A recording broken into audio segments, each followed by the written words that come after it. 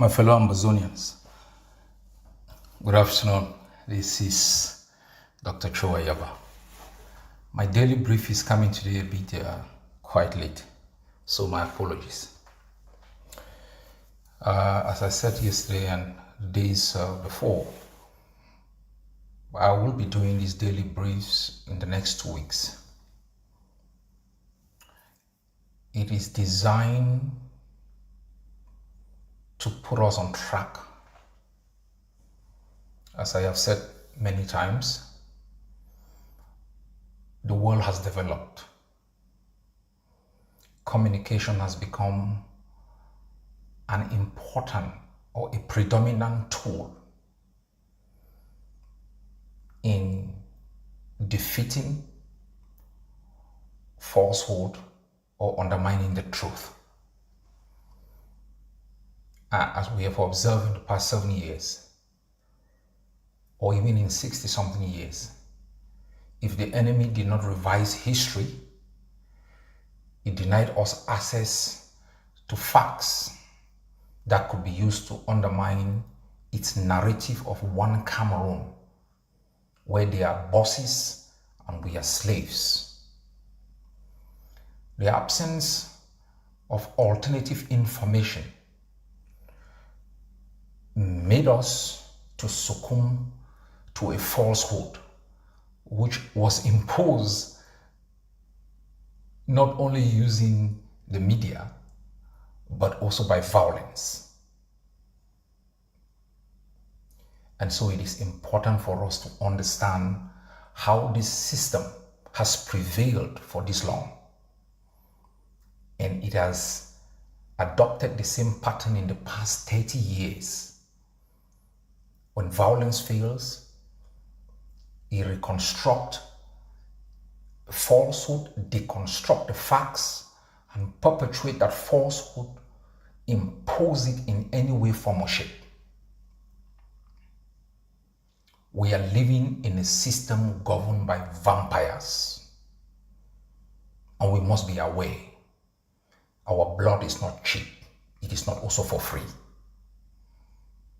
And we have made the conscious decision to rise up, dismantle it, topple it, and institute an alternative system that treats us with respect like humans, exploit our resources, and make sure we live in dignity. It is not an outcome that will be achieved without pain. It is not an outcome that will be achieved without doubts, without contemplation. And the enemy has thousands and thousands of trolls on a daily basis who remind you of its impossibility. We remind you that the valley in front of you, there is no architect, there is no body with the intelligence capable of designing a bridge that will lead you from a place of hopelessness to one where you are supposed to be. This is not a regime to take lightly. Generations before us have transferred responsibility that they had to us without consequences. I couldn't ask my late dad why he didn't rise up to this system. My mom never went to school to even understand the source of the oppression. So too are the moms of millions of you. And so this has fallen on us. It's going to be difficult. But we are built for difficulties. We are built for times like this. And you listening to me, don't sit, stand on your feet. I know you are built for this moment. Listen, when I say this enemy is a vampire, it's a vampire. And our role now is to make sure we stop them. Before, they ordered you to produce their ID card. I think you paid 2,500 amber. But before you ever acquire it, you've made a certificate of nationality, you've made attestation of debt, not debt, you've bought a physical stamp, you have gone through torment before you ever acquire that ID. It is going to cost you above 10,000 amber. That is not only a source of identification, it is a source of resource accumulation. The enemy uses these tactics and antics to mobilize resources to buy guns, to maintain its reign of terror. That ID card becomes a stigma through which the next level of extortion begins. They are barbarians on the road. That is how you have been funneled through this system of extortion, and you think it's a normalcy. I'm here in Norway, I've never had an ID card. Never. If the police stops me driving, they ask for my driver's license. If I go to the bank, I use my bank card. You don't need the ID card. It's a form of extortion. I can name dozens of these forms of extortion on a daily basis. And you open your eyes one morning, the ID card now here, it will cost you 10,000. So before you go through that banana process, you are about 20 to get a piece of paper that's worthless to you. You believe that you cannot live without it because the only information you have had is that you need it. And if you don't, there are consequences. The consequences are so grave that you will fight, bribe, beg to have a stigma that is worthless. This is what you go through. You drive a taxi, you pay dozens of taxis. None of them is responsible for the roads, the bumpy roads, the back pain you incur, the medical bills you spend because of roads that you can't simply pass through. Nobody has died on that road, and this regime is held accountable. If you die on a road here and it is determined that the government was reckless, somebody will be held responsible criminally before civil liabilities. These gangsters have never been responsible for the murder, for the evil that they have imposed on us. They have cornered everyone. They have told those who have risen up that they will be used to bring terror to the neighborhood. You yourself, I remember, will never forget in Victoria. In Victoria, when Jalakwan was appointed, and we were having running battles on the street. I was in Cassava Farm, and people were running and asking me to leave because my presence was inviting terror. My presence was inviting helicopter gunships. Instead of them braving the odds and joining us, so we dismantled this illegality. They saw me as a source of the continuation of the terror. That is why one man, senile as he may be, look and speak, has reigned over everyone.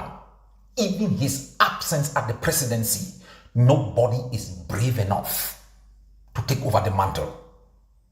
Instead, Nigerians, Burkinabes, young soldiers are rising up and taking power. You have a system where the soldiers are taking pride in going into Amazonia, raping girls, murdering people in the name of a senile gangster who should have been buried alive somewhere. On the basis that it is impossible. On the basis that what we aspire for, what we fight for is unattainable. As though we are not students of history, as though South Sudan never existed, as though the Eritreans never fought for 23 years. They tell us that, our struggle, people are suffering, as though the Amazonian soldiers are responsible for the potholes, the terrible nature of our hospitals, the unavoidable situations that we are pinned under. They tell us it's risky to change yellow to blue and white. It comes with consequences, they yell. Some of them are going through the desert, through the Mediterranean, through Mexico, one of the most treacherous journeys you can ever take, to land where George Washington stood against the kingdom of the United Kingdom.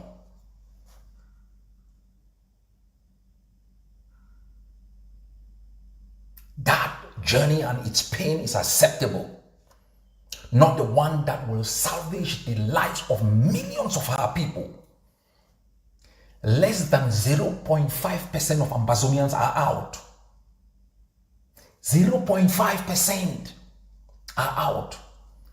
That 0.5% has managed to move another 0.01%. All of them living in trauma, in state of uncertainty abroad, having no homeland where they were born, no homeland where they reside, wallowing in uncertainty and misery, yet refusing to be bold, to be courageous. From Monday, I have been told, I didn't ask you to buy new cars, because I've been informed that the streets of Bamenda are filled with new cars. I'm not sure what's going on, but if you are the less than 30% still having yellow color, let me remind you, this is not a choice between Amazonia and Cameroon. It is not a choice between the authority of our forces and the authority of the SDU. It is not a choice between freedom and servitude.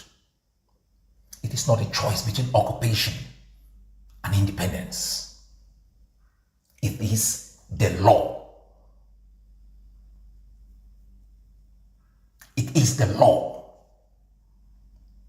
And we don't make these decisions without consideration of the pain our people have gone through and continue to go through. We make decisions that are less consequential. Less consequential. Of all wars of liberation, take any and show me where those fighting have caused less carnage, like the Amazonian War of Liberation. There is none.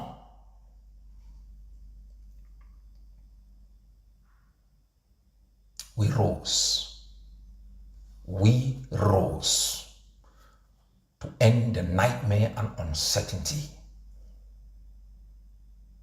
that has followed every child born, whether in the fields or in the maternity.